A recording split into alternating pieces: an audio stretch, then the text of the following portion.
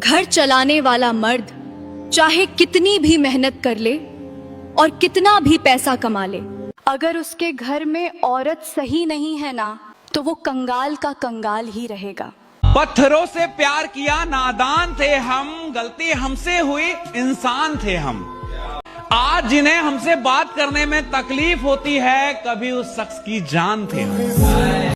जो लड़का या लड़की घर से भागकर विवाह करते हैं, वे अक्सर जीवन भर किसी न किसी दुख का सामना करते हैं। माता पिता अपनी संतान के विवाह के लिए वर्षों तक परिश्रम करते हैं, कितने घरों के चक्कर लगाते हैं, रिश्तों की छानबीन करते हैं, परिवार, आचरण, संस्कार और स्वभाव को परखते हैं, तब जाकर वे अपनी बेटी को पूरे सम्मान और विश्वास के साथ किसी के हाथ सौंपते हैं। और तुमने क्या किया?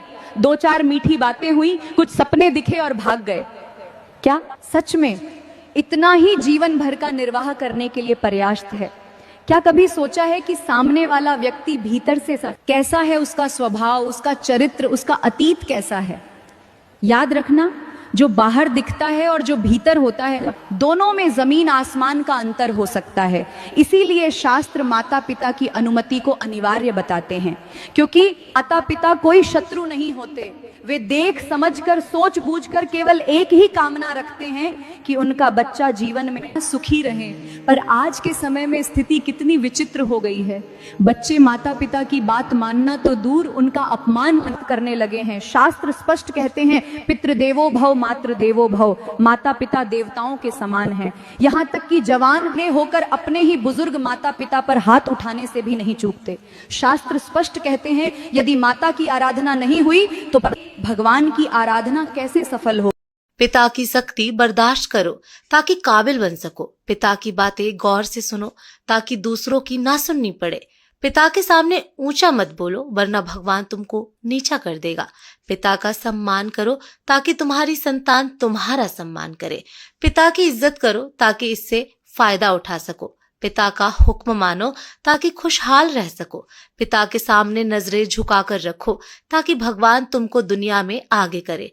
पिता एक किताब है जिस पर अनुभव लिखा जाता है। पिता के आंसू तुम्हारे सामने न गिरे, वरना भगवान तुम्हें दुनिया से गिरा देगा। पिता एक हस्ती है। माँ का मुकाम तो बेशक अपनी जगह है, पर पिता का भी कुछ कम नहीं। माँ के कदमों में स्वर्ग है, पर पिता स्वर्ग का दरवाजा है। अगर दरवाजा ना खुला तो अंदर कैसे जाओगे? जो गर्मी हो या सर्दी, अपने बच्चों की रोजी रोटी की फिक्र में परेशान रहता है। ना कोई पिता के जैसा प्यार दे सकता है, ना कर सकता है अपने बच्चों से। याद रखें, सूरज गर्म जरूर होता है, मगर डूब जाए तो अंधेरा छा जाता है।